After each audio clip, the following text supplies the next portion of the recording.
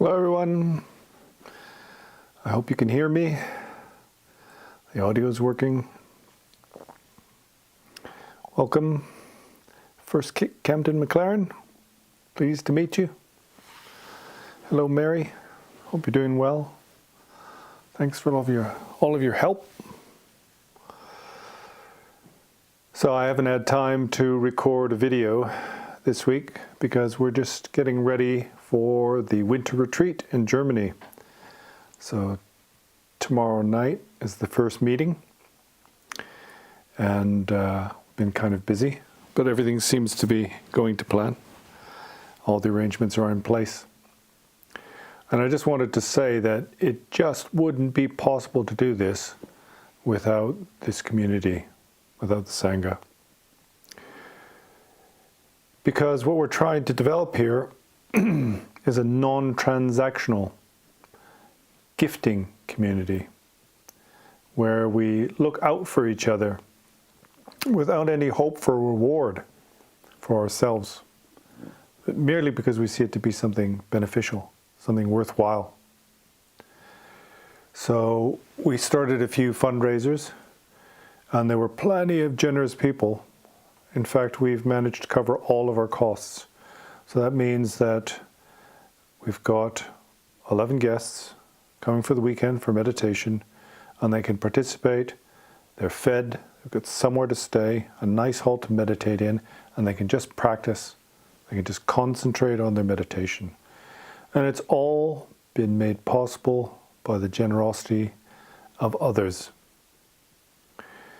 And also the people, I imagine, who are doing this aren't doing it for any kind of reward. It's not a transactional mentality. And this is so sadly missing in the world. Everything is transactional. And because our society is like that, then we become so strongly habituated to this way of thinking. It's all about what we can get out of something. Of course, we've got to survive, we've got to eat, etc. But when you live in a world that's just dog eat dog and everyone's looking out for themselves, it's a very sad place. Hello Abdul, thank you very much for your donation. Abdul's here. He was very generous. If it wasn't for people like you, then we wouldn't be able to do this. And also thank you to Mary and all the other people, Sonia, etc., who work so hard. Even when they don't donate money, then they help do administrative work. And they make this all possible. But the thing is, I think they do it not because they think they're going to get something out of it. They're doing it because they see it to be something worthwhile, something beneficial. They've come to see that for themselves. I know that's the case for Mary, for sure. She's not expecting me to give her any return for it. She's not doing it for fame and fortune. But it's so rare these days. And it's such a hard mentality to overcome. Of course, in the past, then the spiritual practitioners were supported by community. That's because the people in this community, they saw it to be so important. They were viscerally aware of their own suffering, and they saw these individuals who were willing to give up everything in order to gain spiritual realization. And they had great faith in that. They see the spiritual practitioners as doing something beneficial. But we've totally lost touch with this in the Western world. We've become very suspicious of religious institutions. And so because of that, then we don't feel like it's something worthwhile. But if individuals are to develop spiritual knowledge and practice, and in that way to benefit others, then they need the space for practice. And so again, I thank you all for your kind donations. It's not easy to organize. We have to arrange rooms, hall hire, food, it's all expensive. It costs thousands of dollars. But so far, we've been able to do it. We had 2 successful retreats last year, and this is the beginning of 2026. And also, if you are able to, then consider joining us either remotely or in person for the spring retreat in May, end of May, beginning of June. And again, if we do this, we're doing it because of the altruism and the kindness of others. So something you have to understand is that a bodhisattva, a noble being, never does something expecting reward here on earth or in the afterlife. They don't help people because they think they might be able to get something in return. And they don't help people because they know it's good for their karma. They're only concerned with the benefit of others. And we can see how dangerous this transactional mentality is. Because if you look at the United States of America right now, then the whole show is being run by somebody who only thinks about transactions and deals. And this mentality is destroying our world. Really, if humanity is to evolve, to grow up, then we need to start to understand what is truly important. I mean, there's nowhere else to go on the planet. That's it. We've got every corner of the planet covered. Even as the polar ice is melting, then we're creeping in to the gaps in between. And so if we keep this hegemonistic mentality, this imperial mentality about resource mining, acquisition of wealth, competition, defeating our enemies, we're just going to blow ourselves up. I think it was this morning that the last nuclear treaty, the New START treaty, expired. And there's nothing in its place to replace it. There's nothing to stop people from just building more and more nuclear bombs. If we don't grow up, if we don't learn to live with each other and look out for each other, then sadly our world is doomed. So we really need to promote this way of thinking. And many people are surprised or suspicious when they hear that we do everything non-transactionally. We have this society called the Insight Sangha, and we help people practice. We provide them the means to do that. And it's all done through this gifting community, this gifting economy. But many people are surprised or suspicious. They think there's some kind of scam going on, bait and switch, something like that, or that I'm profiting in some way. But you have to understand, I don't take a penny. In fact, my money goes into the society, just like yours does. I use the money that I raise on YouTube to help make these events happen, these retreats happen. It costs me money. And I don't take a penny myself. And for example, the other people, the volunteers, Sonia, Mary, they don't take anything. They do it because they think it's something worthwhile, because they want to help, because they've got altruistic mindset.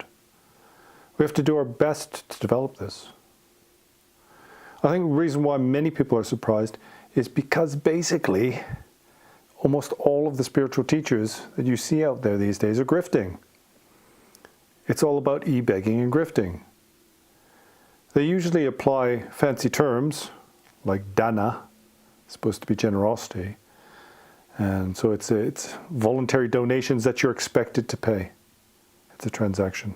And the teachers themselves need to be paid. I was lucky because I spent the better part of 15 years as a monk, and 12 of those years in retreat. So when I went into retreat in Scotland, on the island of Arran, then I was supported. I got a scholarship from an amazing organization called the Tsadra organization.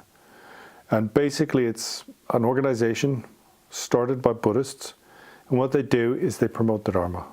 And so they give scholarships for people who want to do long-term retreats. Otherwise, there's no way I would have been able to do that. And it was more than $20,000.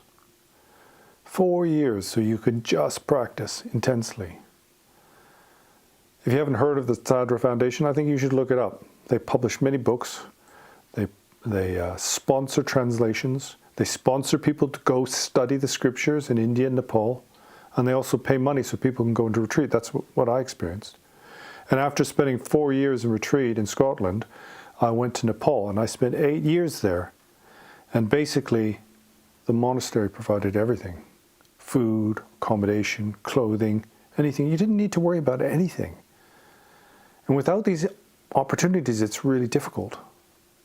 So here's the thing you need to understand about ultimate meaning and the Insight Sangha, what we're doing, our retreats, is these are open to everyone. As long as you're coming in good faith, you know, you're not a troublemaker, or they don't have some issues where you're going to cause problems for others, then you're welcome, and we'll do everything we can. And as we develop, as the community grows, then what we're going to do is we're going to provide the opportunities for people to do long-term retreats, 3 months, 6 months, 1 year, 3 years, all supported and paid for. And like I say, none of the money goes into administration. None of it goes to me personally or to the people who work here. We specifically raise money to feed retreatants, to give them a place to live, provide them with clothing, education, whatever it is, whatever's necessary. And again, like I say, it's only possible because there are people out there who care about the Dharma. For example, there's Paul here. He's in the chat. He's from Scotland. He has great faith in the Dharma, and he always does whatever he can to help out. We have moderators, people giving up their time without remuneration, and many, many generous contributors. But many of these contributors, they themselves benefit for this, and I don't think they're doing it because they get something in exchange.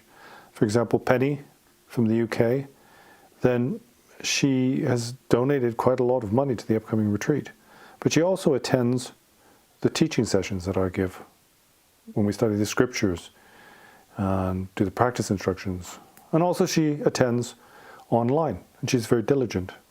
But I really don't think she does it. She doesn't give money because she thinks she owes something. I think she sees it to be something beneficial. So if we can develop a community of like-minded individuals who all have faith in the path, they themselves are practitioners, people who themselves have benefited from opportunities, like I benefited from these opportunities. I was able to spend 12 years in retreat because of the kindness of others. And so now I feel like I want to spread that so other people can benefit from that. And so I'm willing to put my effort and my time into it, and what little money I have. But basically, it would not be possible without you guys. And technically I shouldn't thank you for it, right?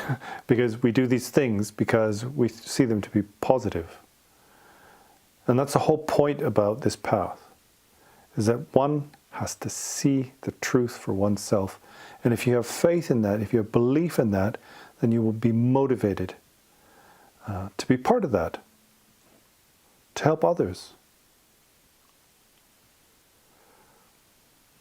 And so, again, thank you. But remember that if you are contributing, I'm very grateful, but also consider what you can do in terms of your own practice. Consider not only how you can help others practice, but what you can do to transform your own mind. Because the way I see it, ultimately, that's what's going to make the world a better place. Everybody's throwing their arms up in the air. Everyone's traumatized, feeling a lot of anxiety, as if they don't know where the world's going. But the only way we can steer the ship back onto course is if we have cool heads. And we have some practice ourselves. And especially if we have this ability to spread the love and the compassion and the care for others. And it has to be genuine. As I said, if that is coming from a place of pure altruism, only thinking about the benefit of others, then people feel it. We have this innate ability to detect when somebody is bullshitting us and grifting us. And the way I see it is that a lot of practitioners out there and a lot of spiritual teachers out there are basically doing that. It might not be a really bad motivation. It's kind of like an alternative source of income. And that's what the Dharma has become these days. It's become very transactional. It's like they believe in the path, they want to practice it, but they have no choice but to use it as a way of making some money. And this is a slippery slope. It's very dangerous, especially when you start getting adoration from others, because all they want to do is give you money. My own teacher struggles with this a lot. He says he has a lot of students from like Malaysia, Hong Kong, and they're very rich. And they're always trying to push money on him. And he fights with them, tells them, take your money back, I don't want it. Because it doesn't want it to become transactional. For many practitioners, it's like an indulgence, right? The church used to do this in the Middle Ages. Give some money to the church, and that will solve your sins, and then you'll be fine. You don't have to do anything about it. That's not the path. The path is we have to transform our own minds. That's the work that we have to do. And part of that is practicing virtue. So generosity is a virtuous thing. Ultimately, generosity helps us get rid of our own clinging. It's for our benefit, not for the other. But also, if we put our effort collectively into things that we see to be really ultimately beneficial, right? Then that makes the world a better place. I mean, I could take some money, instead of doing this, it'd be a lot easier if I take the money I make off YouTube and I gave it to some charity. But that's not really going to change the world. If somebody's starving and you feed them today, they're going to be starving tomorrow. Ultimately, we have to change our minds. We have to overcome what's called the 8 worldly concerns. It's being concerned about profit and loss, pleasure and pain, right? Fame and infamy, praise and blame, these sorts of things. And sadly, often when we engage in generosity, then we do it because we think it makes us look good in the eyes of others. It was interesting because when I was young, they used to teach that the pyramids were built by slaves. This was the mentality that the Western historians had. This idea like there's no way they would do that voluntarily. They had to be forced to do it. They must have been slaves. But what we found out recently is that the pyramids were built voluntarily.